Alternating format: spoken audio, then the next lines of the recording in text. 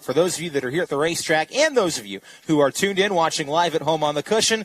Zach, thanks for letting me into your house for the night, and let's have some fun here. Heat racing up next. Honor to have you here, man. Two young guys, but I'm learning from you, man. You're one of the best. I love the fast timer is going to be starting 6 in each heat race after the invert.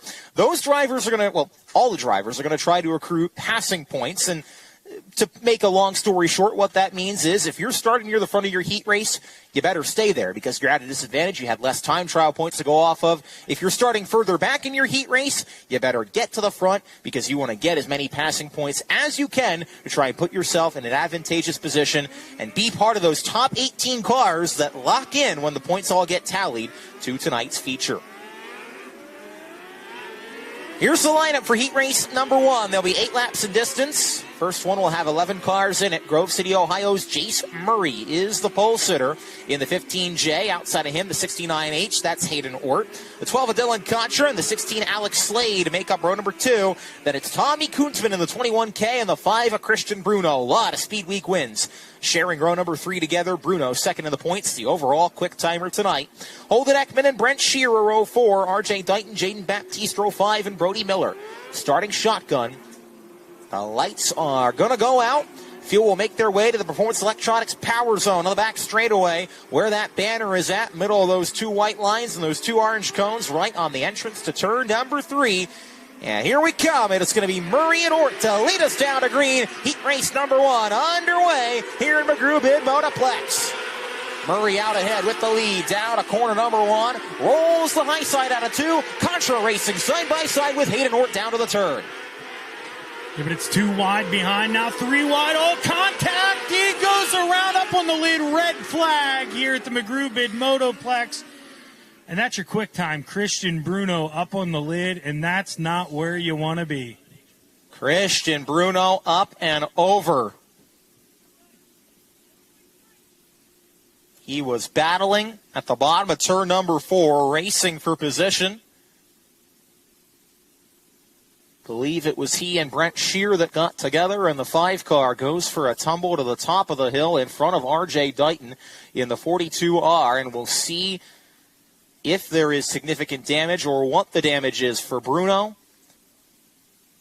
Now, he was in a couple of heat race snafus yesterday at Pagoda and still rallied back to get a good finish and get a transfer spot, but this might be a little tougher to hoe here for the Snyder Racing Enterprises number 5.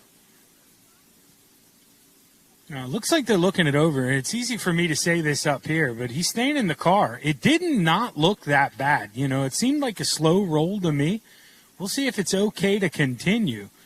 But it's going to have to be broke for him to get out of this thing. He's going to want to continue. He's going to want to do this. He's cranking on the wheel.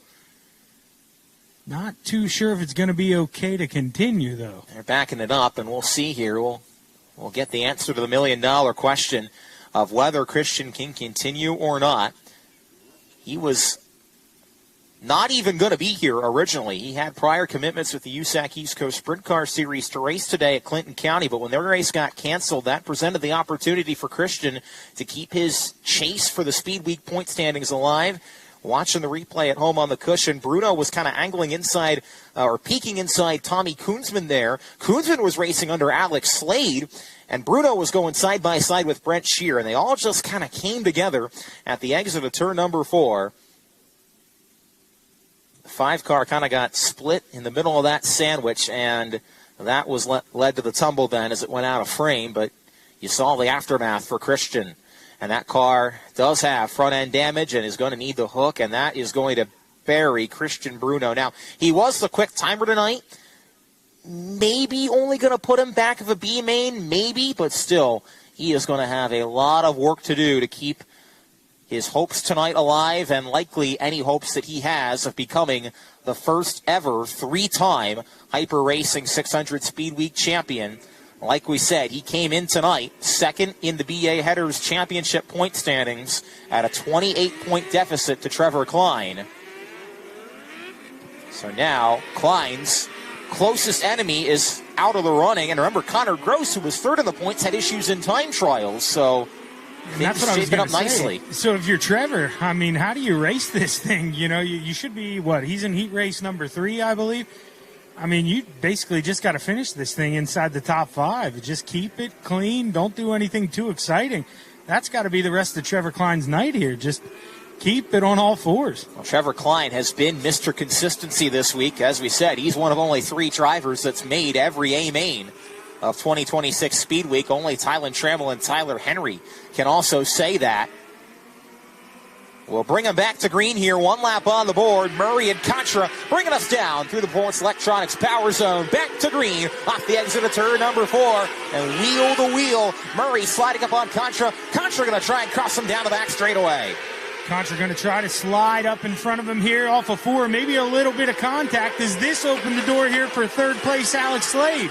Slade down to the inside. They bang wheels off the exit of turn number 2. Murray's going to get around the outside of his fellow young driver. And here comes the veteran Tommy Kunzman throwing the 21K car up the hill. He and Slade going to drag race down to turn number 1. Give it to Alex for now, but now we've got a caution. That's the middle of turn 3. Brody Miller's car is askew. All right, up next to the Uke tire. Brody running near the back of the pack, but early on here, Zach, we are seeing some good racing, some slider battles. It's been fun to watch here, the opening laps of heat race number 1. Yeah, this is the widest I've seen this track on for heat race number 1. I mean, we definitely have 2 grooves, maybe 3. These guys trying to use all of it, and they are. It's a shame here, though, for Brody Miller. I think that thing's, I mean, it looks okay. Doesn't look like any serious damage, though. Should be able to continue. We're going to have to line up here on the tail.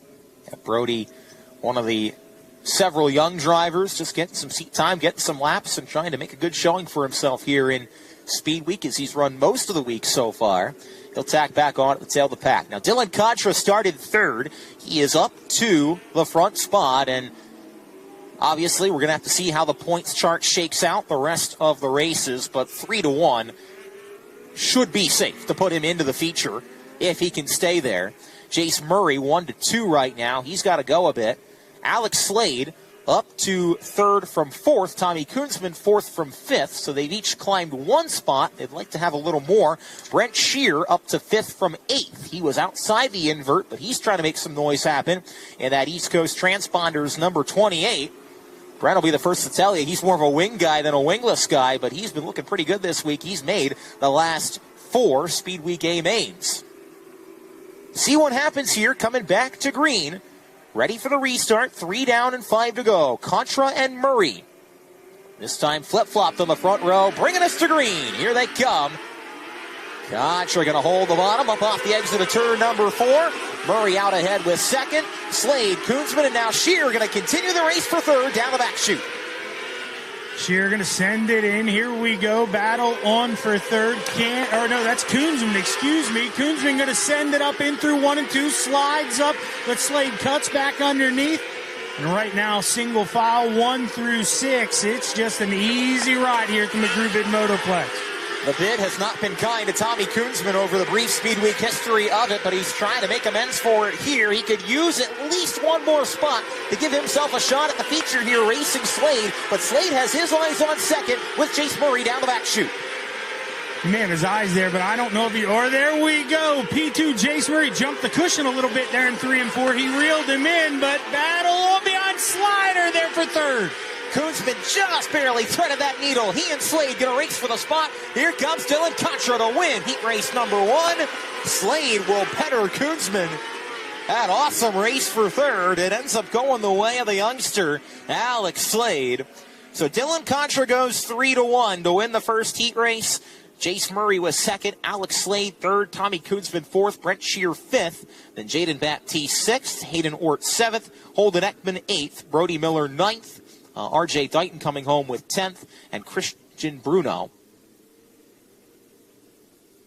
Dighton was 9th, beg your pardon, lost his transponder that final lap. Miller 10th, and Christian Bruno, like we said, the big story out of that heat race, failing to finish in the 5 car after the flip. We'll get ready for heat race.